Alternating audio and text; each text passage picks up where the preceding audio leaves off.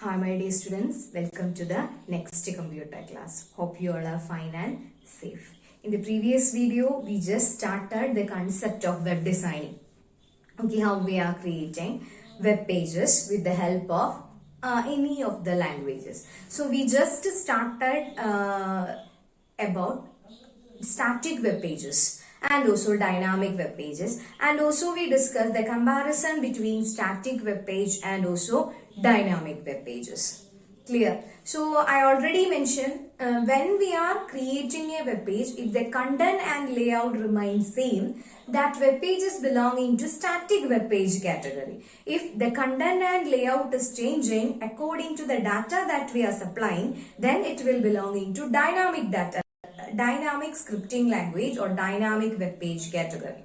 Okay, clear? So for creating static and also dynamic web pages, we require a term called some kinds of programming language. That programming languages are known as scripts. Okay, so in this video we are going to discuss scripts and the types of scripting languages, what are the speciality of scripting languages, and client-side scripting, server-side scripting, and also the comparison between client-side scripting and also server-side scripting. Clear? So what is our topic? Our topic is script. What is mean by a script? Script means it is a programming language written inside HTML code is known as script language. The program code written inside HTML is known as script. Then suppose you want to include a script for creating web pages, we need a tag called script tag. Okay, for inserting script in your HTML code, we are using a tag called script tag. And script tag is a container tag, that means it contains opening section and also closing section. Once the script is over, we can close the script tag. So open the script tag and write the script inside that. And once the script is over, we can close the script tag. Then if we are including a script tag inside HTML, then you want to specify which type of script we are including. Okay, so in script tag we are using an attribute called type attribute. Okay, what is the attribute name? Type attribute. This type attribute specify which language we are using. Okay, if it may be JavaScript or it may be VB script. Which script we are including inside the HTML code, that you want to specify using the type attribute. So normally a tag consists of two terms. One is tag name. What is the tag name here? Script. Second one is attribute or the properties that we are supplying to that particular tag. So here, what is the attribute? Type attribute. Type attribute specify the language name, which language or which type of script we are including inside the HTML. Then one more attribute is present, that is called SRC. SRC means suppose we are including an external file to your HTML document. Okay, suppose we are including an external file with the extension .js extension to your program, then we can make use of SRC. Okay, so you remember two things. First one, for including script, we are using a tag called script tag. And script tag has two ends, opening and closing. And it consists of two attributes, type attribute and SRC attribute. So we can write like this: script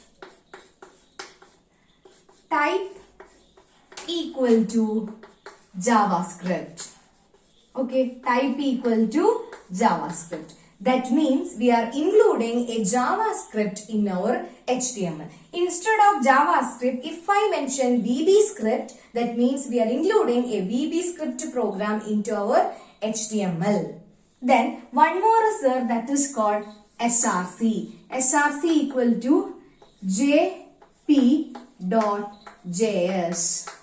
Okay, jp.js means here JP is the file name. That means we already created one JavaScript program and saved with the name JP. Then the extension is .js. So we are adding or we are attaching an external file to your HTML document. So for adding an external file, we can make use of the attribute SRC. And for specifying the type of script, we can use type attribute. Okay, so using script tag, we can create scripting web pages like static web pages and also dynamic web pages. So the most commonly used scripting languages are, one is JavaScript and the second one is VB script. Clear? So this is a scripting language. Then next one, suppose I want to create a registration form. Okay, registration form or a web page like this. In that web page, first one is for the username. Okay, one text box will be there. We can type the username. After that, password. Okay, we can type the password. Then after that, submit button.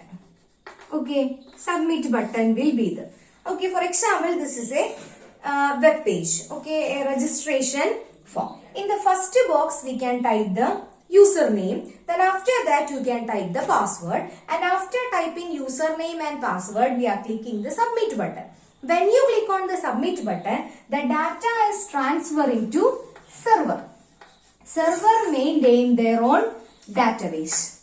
Okay, server maintain their own database. In database, the entire information will be present. Information means the username, password, the entire information will be present inside server. So when we click on submit button, the data is transferring from, actually this is client. Okay, this username and password is transferring to the server. Then after receiving the username and password, the server will check whether the username and password is correct. By mistake, you entered a wrong password, then what will happen? You will get a message that means username password is incorrect and login failed. Okay, we will get a message. But after getting a message means in seconds we are getting that message. But the problem is this, when we are clicking the submit button, the data want to travel a huge, that means a long distance to reach the server. Okay, after reaching the server only, we are identifying that the password is wrong. So in client side, there will be no security measurement because the entire information is in server. So I want to check the validity of username and password or the accuracy of username and password. The data want to travel from client to server. That means a long distance. So it will always make some kinds of network traffic. So instead of that, if we can validate the username and password in the client itself, or in the browser itself, or in the registration itself, then it will be easy. So we can make use of any of, in client side there was one option called validation. Validation means when you type the username and password, at that moment the client can check whether the username and password is correct. Otherwise, we will get a message, please enter username and password. That we can implement using client-side scripting, or we can perform some kinds of validation statement in the client browser itself using client-side scripting. Okay, so in order to avoid the network traffic means when we click on submit button, the data is transferring from client to server. That means a long distance is traveling. Okay, after reaching the server, then only we are identifying that the username and password is not correct. For security features, the entire information, that means the central server maintain a database for storing the central storage devices. Clear? So that is also possible. So for making that, we are using two types of scripting languages. Okay, two types of scripting languages. First type of scripting language is client-side scripting. One is client-side scripting and the second category is server-side scripting. Okay, two types of scripting languages were present, client-side scripting and server-side scripting. In client-side scripting, the entire program is downloaded in browser and the actual execution is taking place inside the browser. So only small validation we can perform using client-side script. Then the normally used client-side scripting languages are JavaScript and also VB script. The commonly used client-side scripting languages are JavaScript and VB script. Server-side scripting language example is PHP, ASP, JSP. These all are server-side scripting language example. Then the actual execution is taking place inside the browser and there is no connection with the database because the connection is with server-side scripting language and the interaction. Actually, the duty of client-side script is to create a registration form. Using that registration form, we can input data and we can send that data to the server. Then, the comparison between client and server side is given in your textbook. So, please look at the picture. The comparison is already given in your textbook. Then, in that, the client side, comparison of client side and server side scripting. Client side and server side scripting. So, what is the first one? Script is copied to the client browser. Okay, what is happening in first? I already mentioned script is copied into the client browser. Second one, in server-side scripting, script remains in the web server. That means there will be no change in the script. It remains in the web server. Then after that, client-side scripting is executed in the client browser. Okay, it is executed in the client browser. But in server-side scripting, script is executed in the web server and the web page produced is returned to the client browser. The duty of server-side scripting is the script is executing in the web server and the web page is produced to the client browser. Okay, as a result, the web page is produced to the browser. Then, client-side scripts are mainly used for validation of data at a client. We can perform validation. Then, after that, server-side script is used to connect to database. It is not for validation. It is used for connecting it with the database and also for accessing information from the database, we are using server-side scripting. Then, users can block client-side scripting. Okay, there will be an option. The user can block the client-side scripting. But in server-side scripting, it cannot be blocked by a user because the entire execution is taking place inside the server. So, there is no option for the user to block the server-side scripting. Then, client-side scripting. The type and version of the web browser affect the working of client-side script. Okay, the type and version of the web browser. Type and version of the web browser affect the working of a client-side script. Then, in server-side script, the feature of the web browser does not affect. Okay, there is no connection with the web browser. So, the feature of web browser does not affect the working of server-side script. Okay, it will not affect the working of server-side script. You know, some of the web browsers like the old version of web browser is Internet Explorer. In Internet Explorer, we can't execute JavaScript code. So, if you are typing a JavaScript code, we can't execute the JavaScript program using Explorer. We need the new version of browsers like Mozilla and also Google Chrome for executing JavaScript code. So that version also very important for the execution of client-side script.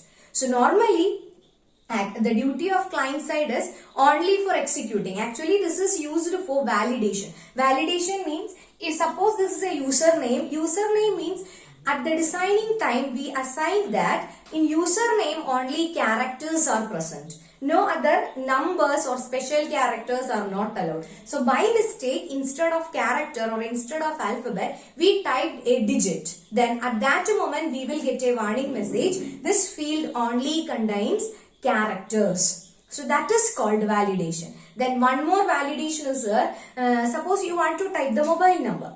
You know the maximum digits for a mobile number. At least 10 digits should be present for a mobile number. So by mistake if you forgot to type one number and it is only 9 digit, then at that moment we will get a validation message that this field must consist of 10 digits. Okay, so that kinds of messages we are getting, that is belonging to validation. So all these validation we can perform in client side itself.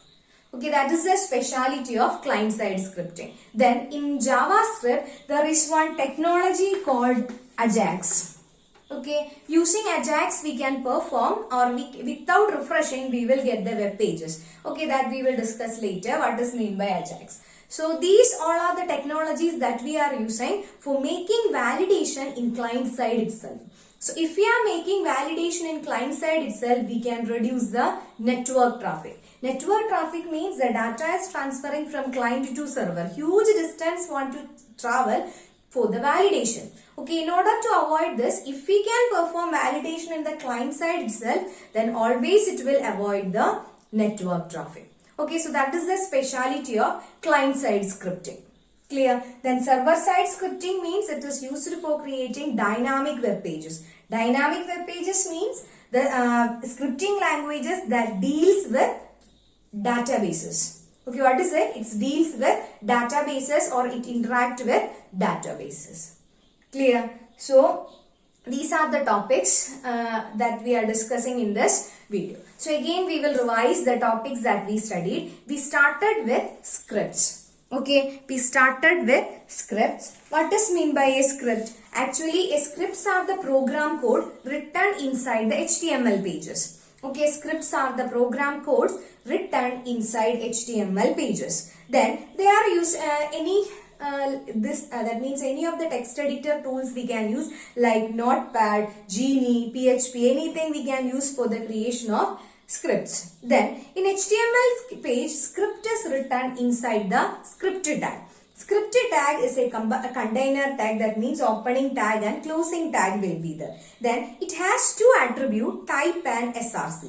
Type attribute is used to identify the scripting language code embedded with the script tag, but src is used to specify the external file. If you are adding any of the external file into your program, then for specifying that we are using src.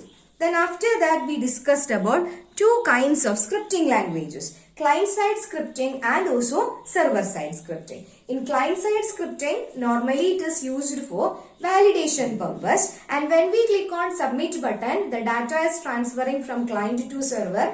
Then the most commonly used scripting technologies are JavaScript and VBScript. Then server-side scripting languages. Actually, server-side scripting languages are used to create dynamic web pages.